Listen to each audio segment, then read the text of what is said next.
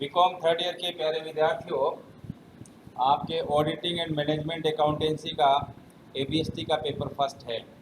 तो उसमें अभी अपना संपत्तियों एवं दायित्वों का सत्यापन, verification of assets and liabilities का चैप्टर चल रहा है।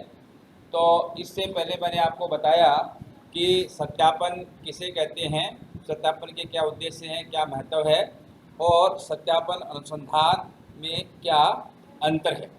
अब इसी कड़ी में कई बार आपके प्रैक्टिकल क्वेश्चन एग्जाम में आ जाता है कि कुछ आपको दायित्व या कुछ संपत्तियों का नाम दे दिए जाएंगे और आपको कहा जाएगा कि इनका आप सत्यापन किस प्रकार से करेंगे। तो इसके लिए प्रैक्टिकल अप्रोच जो है वो verification of assets and liabilities की वो आपको पता होनी चाहिए कि कौन सी जो व्यवहारिक सत्यापन किस तरह से संपत्तियों एवं दायित्वों का अपन कर सकते हैं, practical approach to verification of assets and liabilities.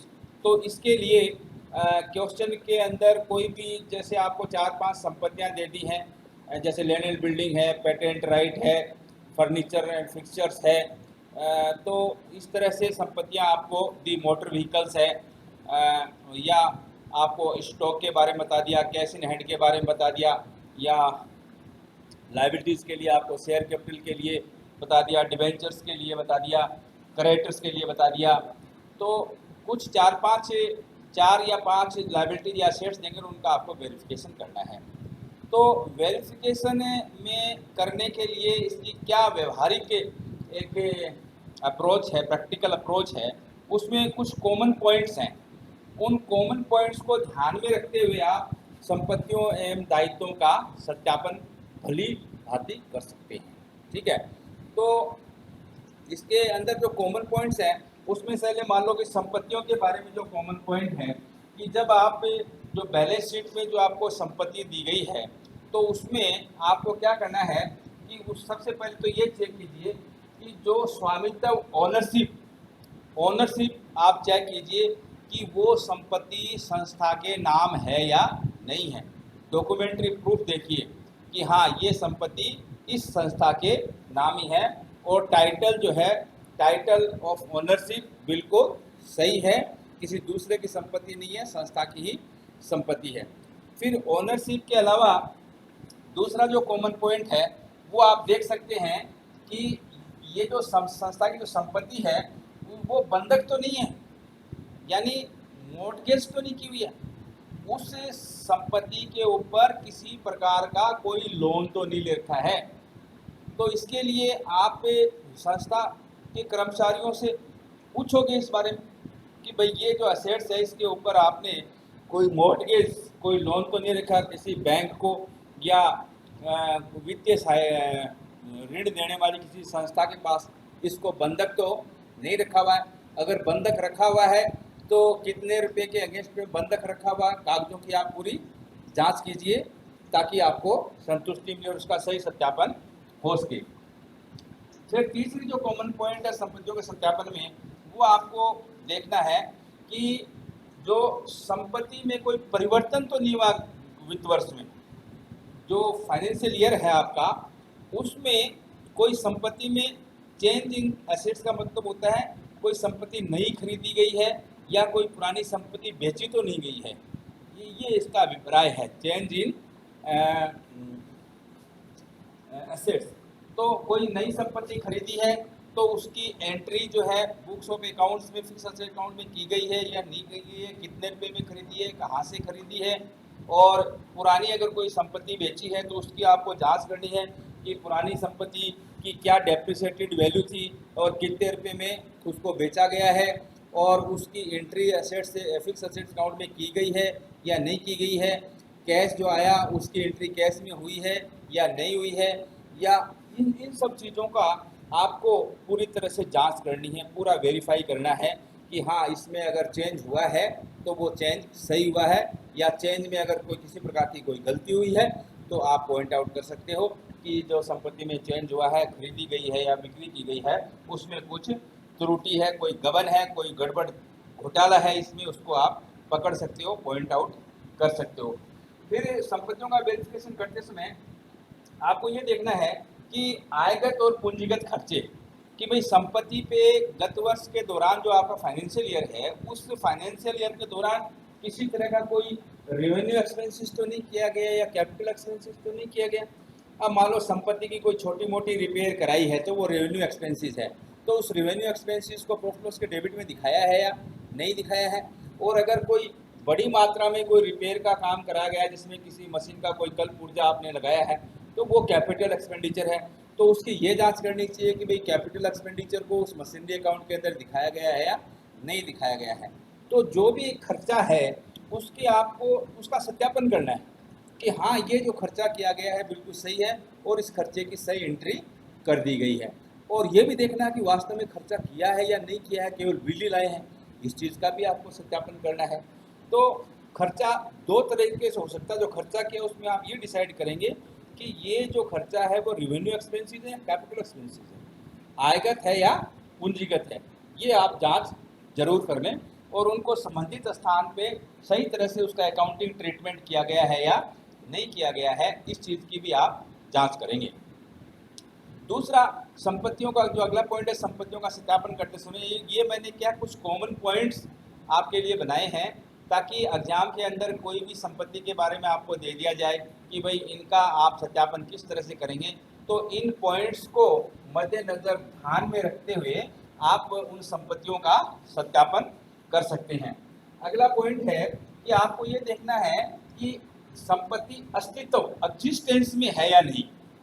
भाई व्यापक जो बैलेंस शीट के अंदर असेट साइड के अंदर जो फिक्स असेट्स दिखाई गई हैं, उन फिक्स असेट्स को आपको ये भी देखना है कि वास्तव में वो संपत्ति मौजूद हैं। आप फिजिकली जा कर के देखिए उनको। भाई कोई प्लांट एंड मशीनरी बता रखी है, प्लांट एंड मशीनरी को देखिए। कोई लैंड एंड बिल्डिंग ना रखी है, लैंड एंड बिल्डिंग को देखिए। फर्नीचर बता रखा है, फर्नीचर देखिए। कंप्यूटर बता रखे हैं, कंप्यूटर को देखिए। कोई मोटर व्हीकल्स अगर आपको बता रखे हैं असेट्स के अंदर तो मोटर व्हीकल्स को देखिए। कोई पेटेंट या कॉपीराइट अगर आपको बता रखा है संपत्ति तो उनको देखिए, आप उनके डॉक्यूमेंट चेक कीजिए। List of copyrights, list of patents, वो लिस्ट मांगिए उनसे, है कि नहीं। और फिजिकल एग्जिस्टेंस मतलब ये हुआ कि वास्तव में अगर आपने देख ली अपनी आंखों से वो संपत्ति तो आपको ये विश्वास हो जाएगा कि फिजिकली एग्जिस्टेंस में वो संपत्ति है। फिर उसके बाद आपको संपत्ति के संबंध में अगला जो पॉइंट है वो आप देख सकते हैं कि मूल्यांकन। जो बैलेंस शीट के अंदर असेट्स दिखाई गई है उसका मूल्यांकन सही तरीके से किया गया है या नहीं किया गया है। कई बार आपने देखा है कि मूल्यांकन के लिए स्टॉक के क्लोजिंग स्टॉक के लिए एक आपको पता है सिद्धांत बना है, मार्केट प्राइस और cost price which ever is less, उसका पालन किया गया है या नहीं किया गया है। और संपत्तियों को दिखाते समय कई बार जो रिटन डाउन वैल्यू है यानी ह्रास वगैरह सही उचित तरीके से घटाया गया है या नहीं घटाया गया है, ये इसकी भी आप जांच करेंगे। तो संपत्तियों के मूल्यांकन के संबंध में भी आपको देखना है कि इनका जो मूल्यांकन है वो बिल्कुल सही किया गया है। दरअसल कई बार होता क्या है कि आप देखोगे कि बैलेंस शीट के अंदर जो डेटर्स है वो 5 लाख रुपए के दिखा रखे हैं, और जब आपने इनके बारे में जानना चाहा, भाई लिस्ट ऑफ डेटर्स आपने मांगी, आपको लिस्ट दे दी गई, और आपने जब इसके बारे में जानना चाहा उनसे संपर्क किया, पत्र व्यवहार किया या बातचीत करी, तो आपको पता चला कि ये जो संस्था ने डेटर्स दिखा रखे हैं इनकी तो फाइनेंशियल हालत बहुत ही ख़राब है, इनके पास तो पैसे नहीं है, इनको पेइंग कैपेसिटी नहीं है, या ऐसे डेटर भी दिखा रखे हैं कि डेटर्स जो है ना एक्सपायरी हो गया अभी और बैलेंस शीट में उसको दिखाते ला रहे हैं, या बैंकरप्ट हो गया और बैलेंस शीट में उसको डेटर्स दिखाते ला रहे हैं। यानी कि डेटर की जो फाइनेंशियल पोजीशन है वो आपने जा कर के देखी कि उसके पास इतनी धन संपत्ति या पैसा है ही नहीं कि वो दे सकेगा, उसको शो कर रखा डेटर्स के रूप में। तो ये मूल्यांकन से संबंधित जो पॉइंट है इसको भी आप अच्छी तरह से चेक करेंगे, आप संतुष्ट होने चाहिए इस बारे में, ठीक है। फिर और जो अगला जो पॉइंट है वो आपको ये देखना है संपत्तियों के बारे में कि जो एसेट्स हैं उनको संस्था की बैलेंस शीट में उनका निरूपण किया गया है या नहीं किया गया है। कई बार ऐसा होता है कि आपको कागजों में एसेट्स मिलती है और उसको जब आपने कंपनी की बैलेंस शीट देखी तो उसमें उसको शो ही नहीं किया गया, उसका निरूपण ही नहीं है। There is no presentation in balance sheet. तो इस चीज़ का भी आपको ध्यान रखना है कि जो भी संस्था के पास असेट्स हैं उनका निरूपण बैलेंस शीट में होना चाहिए, क्योंकि बैलेंस शीट एक निश्चित तिथि को बनाई जाती है। और बैलेंस शीट का उद्देश्य क्या होता है आपको पता होना चाहिए कि किसी भी संस्था की, किसी भी व्यवसाय की बैलेंस शीट देख करके ये आइडिया लगता है कि इस संस्था की वित्तीय स्थिति कैसी है, financial position of the institution वो किस तरह की है, सॉलिड है या कमज़ोर है या मध्यम है। तो ये आपकी उस संस्था की बैलेंस शीट देख के आइडिया लगा सकते हो। और बैलेंस शीट में तभी विश्वास किया जा सकता है जब उसका सत्यापन हो चुका है, वेरिफिकेशन ऑफ बैलेंस शीट हो चुका है एसेट्स एंड लायबिलिटीज़ का, तभी आपको भरोसा होगा कि वास्तव में जो व्यवसाय है इसकी वित्तीय स्थिति की ये स्थिति है, ये हालत है, ये इसकी डिग्री है, मध्यम है या हाई है या लो है। फिर उसके बाद दूसरा जो पॉइंट अपना आता है वो आता है कि लायबिलिटीज़, वेरिफिकेशन ऑफ लायबिलिटीज़। तो वेरिफिकेशन ऑफ लायबिलिटीज़ जो है उसमें आपको क्या करना है कि कुछ विशेष बातें ध्यान में रखनी है। कौन कौन सी विशेष बातें ध्यान रखनी है? एक तो आपको ये देखना है कि संस्था के सभी दायित्वों को सही रूप से, स्पष्ट रूप से चिट्ठे के दायित्व पक्ष में दिखा दिया गया।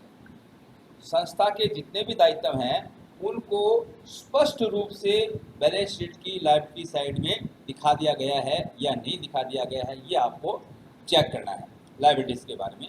दूसरा, जो संस्था की लायबिलिटीज़ है उसमें ये भी आपको देखना है कि जो बैलेंस शीट में लायबिलिटीज़ दिखा रखी हैं वो संस्था से संबंधित होनी चाहिए, रिलेटेड टू द इंस्टीट्यूशन। यानी जिस संस्था की बैलेंस शीट है उस संस्था से संबंधित ही वो दायित्व हैं।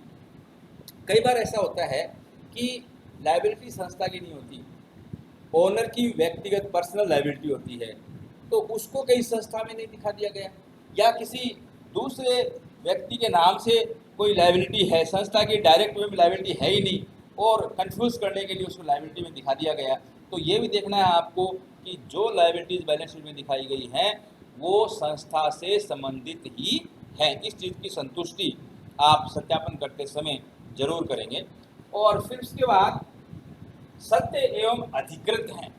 जो लायबिलिटीज़ बैलेंस शीट में दिखाई गई हैं उसमें आपको ये देखना है कि वो बिल्कुल ट्रू हैं और अधिकृत हैं। अधिकृत मतलब ऑथराइज्ड, यानी कि जो लायबिलिटी क्रिएट हुई हैं वो प्रॉपर अधिकारियों के सिग्नेचर वगैरह होकर के प्रॉपर रिकॉर्ड मेंटेन करके पूरी विधिवत कार्रवाई करके ये लायबिलिटी संस्था में हुई हैं और इसलिए बैलेंस शीट में इनको दिखाया जा रहा है। तो और बिल्कुल वो लायबिलिटी ट्रू हैं, सत्य हैं, कोई उसमें गलती नहीं है, बिल्कुल सही है और सिस्टमेटिक तरीके से विद प्रोसेस ये लायबिलिटी संस्था में क्रिएट हुई है और जो मेन व्यक्ति है उसके द्वारा ये लायबिलिटीज़ अधिकृत भी हैं। तो इसमें क्या होता है, कई बार आप देख रहे हो कि संस्था लोन लेती है, बैंकों से लोन लेती है, वित्तीय संस्थाओं से लोन लेती है, तो उसमें आपको देखना है कि लोन लेने की जो प्रॉपर कार्रवाई है वो सही तरीके से की गई है या नहीं गई है। अगर लोन लिया है, संस्था की कोई संपत्ति गिरवी रखी है तो उसकी भी आपको जांच करनी चाहिए। अंशों का निर्गमन है, ऋण पत्रों का निर्गमन है, इनकी भी अच्छी तरह से थ्रू प्रोसेस ये इशू किए गए हैं या नहीं किए गए हैं। इसी तरह से आपके जो क्रेडिटर्स हैं, क्रेडिटर्स की आप लिस्ट मांगिए और लिस्ट मांग करके ये चेक कीजिए कि हाँ वास्तव में ये क्रेडिटर्स संस्था के हैं और बिल्कुल सही हैं, इनमें कोई गलत नहीं है। और इसी तरह से जो संदिग्ध दायित्व कंटिजेंट लायबिलिटीज़ कई बार बैलेंस शीट के इनर कॉलम में या बैलेंस शीट के नीचे फुटनोट में जो दिखाए गए हैं उनकी भी आप जांच करोगे, उनका भी आप सत्यापन करोगे कि वास्तव में ये कंटिजेंट लायबिलिटी जो शो की गई हैं ये संस्था की भविष्य में लायबिलिटी हो भी सकती है और नहीं भी हो सकती हैं। फिर इसमें वेरिफिकेशन ऑफ लायबिलिटीज़ में एक पॉइंट ये भी आता है कि इसमें सही रूप से वो दिखाई गई है या नहीं दिखाई गई है। बैलेंस शीट के लायबिलिटी साइड में सही रूप से दिखाई गई का मतलब ये होता है कि वास्तविक वैल्यू पे उनको दिखाया गया है या नहीं दिखाया गया। कहीं ऐसा तो नहीं है कि जो लायबिलिटीज दिखाई गई है उसको बढ़ा चढ़ा करके दिखाई गई, वास्तविकता से ज़्यादा है। या कई बार ऐसा होता है कि वो वास्तविकता से लायबिलिटी है कुछ और उसको दिखाया गया कम है, भ्रमित करने के लिए।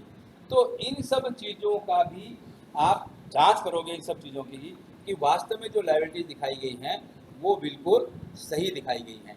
तो अब इसमें आपको जितनी भी असेट्स और लायबिलिटीज़ का वेरिफिकेशन जो करना है, तो इसमें ये असेट्स के जो कॉमन पॉइंट्स हैं इनका पॉइंट वाइज आप उस असेट्स को संतुष्ट कर सकते हैं। वेरिफिकेशन के लिए असेट्स के बारे में आप संतुष्ट हो सकते हैं, इन पॉइंटों पे आप जांच करोगे, और लायबिलिटीज़ के लिए आप इन पॉइंटों पे जांच करोगे। और कोई विशेष प्रकार की जो लायबिलिटी जो असेट्स है उनसे संबंधित कोई अतिरिक्त पॉइंट भी अगर आपको दिमाग में आए तो उसका भी आप पालन कर सकते हैं। अच्छा, परीक्षा में आपको अच्छे मार्क्स लेने के लिए कई बार क्या होता है कि जो सत्यापन असेट्स और लायबिलिटीज़ का किया जाता है उसमें कुछ केस लॉज जो न्यायालय के निर्णय हैं उनको भी कोट किया जाता है। तो अगर आप सत्यापन करते समय आप अपने टेक्स्ट बुक में देखना कि जब आप पढ़ोगे तो उसमें बहुत से न्यायालय के निर्णयों को दिया गया है कि फलाने निर्णय में केस लॉ के अंदर इस संबंध के सत्यापन में, संपत्ति के सत्यापन के संबंध में, लायबिलिटी के सत्यापन के संबंध में ये निर्णय हुआ है। तो वो भी अगर आप सॉल्यूशन में कोट करोगे तो आपको अच्छे मार्क्स आएंगे। तो आज इसी पार्ट में इतना है।